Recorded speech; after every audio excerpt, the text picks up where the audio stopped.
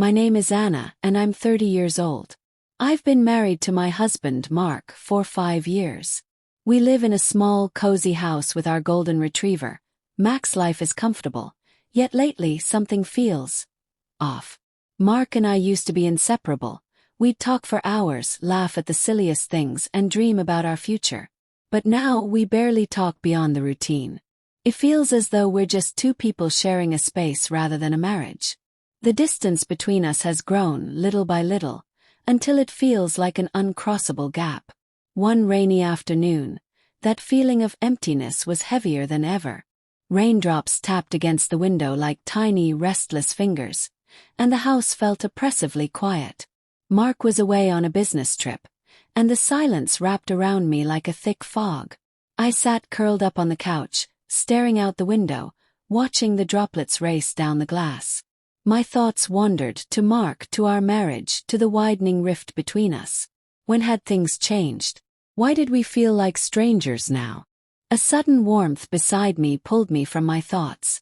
Max, who had been resting nearby, had gotten up and was now watching me with those deep, understanding brown eyes. Without hesitation, he trotted over, resting his head on my lap as if he could sense my sadness. "Hey, buddy," I murmured, running my fingers through his soft fur. He let out a gentle sigh, pressing closer. It was as if he was saying, "I'm here. You're not alone." Max had always been more than just a pet to me. When Mark and I first brought him home, he was a clumsy, energetic puppy who chewed on everything in sight. Over the years, he had become my unwavering companion, my silent confidant, and on days like this, my only true source of comfort.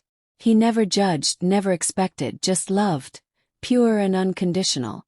As the rain continued to fall, I realized how much I leaned on Max. He was always there, tail wagging, eyes filled with devotion. But a question gnawed at me.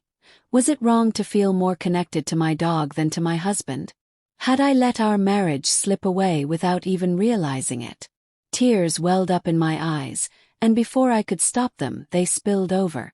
Max immediately sat up, ears perking forward as he nudged my hand with his nose, concern shining in his gaze.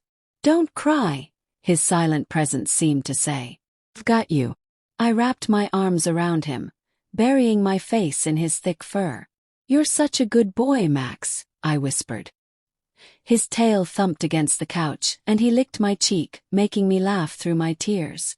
It was a small moment, but it was enough to remind me I wasn't completely alone. That night I lay in bed, unable to sleep.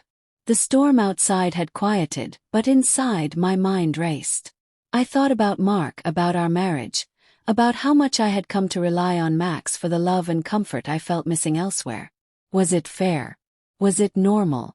I didn't know. But I did know something had to change. Just as I was about to surrender to another restless night, a soft whimper caught my attention.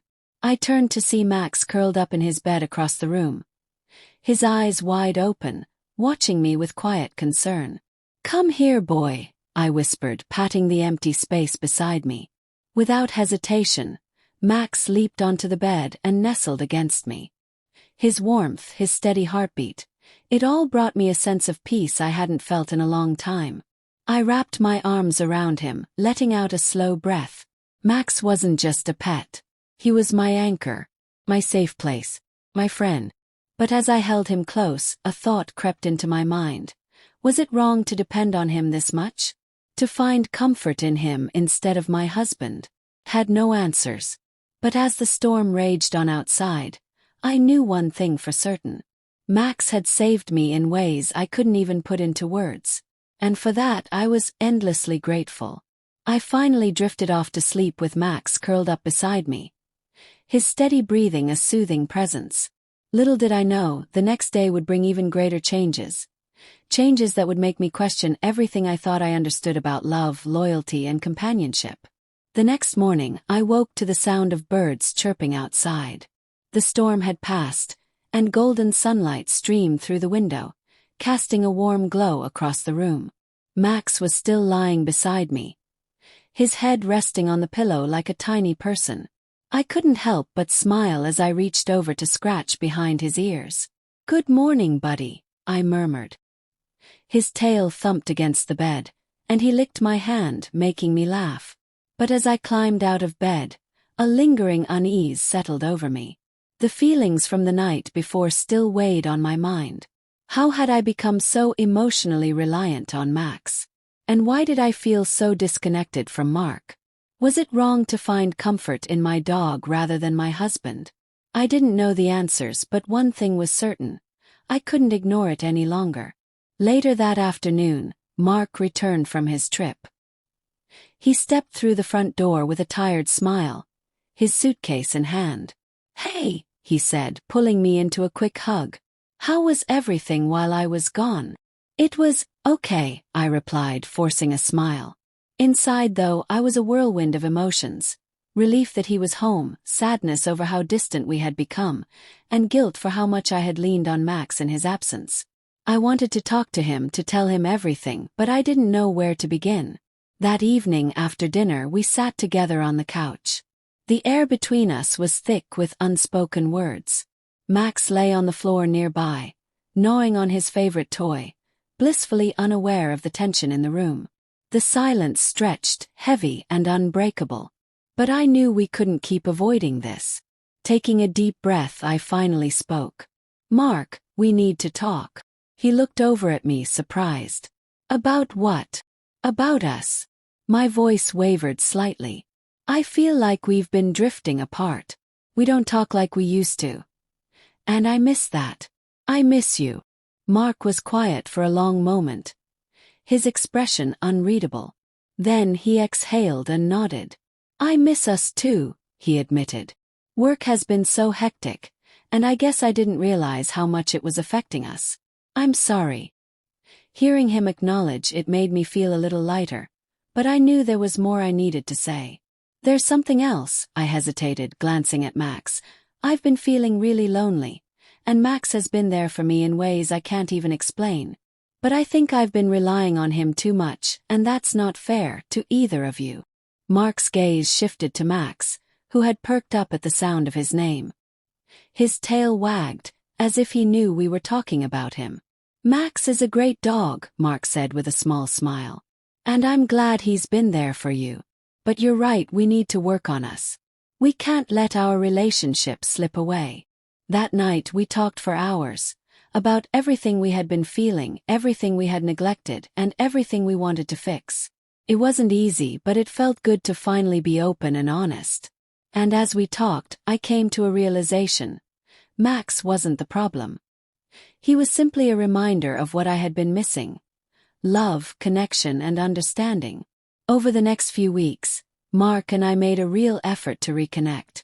We took walks together, watched movies like we used to, and even started a new tradition: cooking dinner together every Sunday. It wasn't perfect, but it was a start. And through it all, Max remained by our side, wagging his tail, reminding us to cherish the little moments. One evening, as we sat on the porch watching the sun dip below the horizon, Mark turned to me with a thoughtful look. "You know, I think Max saved us in a way," he said. I raised an eyebrow. "Oh yeah? How so?" "He brought us back together," Mark replied. "He reminded us of what's important: love, loyalty, and being there for each other." I glanced down at Max, who was lying at our feet, contentedly chewing on a stick. He looked up at us with his warm, soulful eyes, and I could swear he was smiling. I reached down, scratching his head. "You're a good boy, Max. The best." And in that moment I understood something important. Love isn't about finding something or someone to fill a void. It's about having the courage to acknowledge that emptiness and choosing to fill it with your own strength, with the love you nurture and the connections you fight to keep. Max had taught me that, and for that I would always be grateful. From that day forward, things got better. Mark and I worked on our relationship, and Max continued to be our loyal companion, our silent, ever-present reminder of the love that had been there all along, just waiting for us to find our way back to it.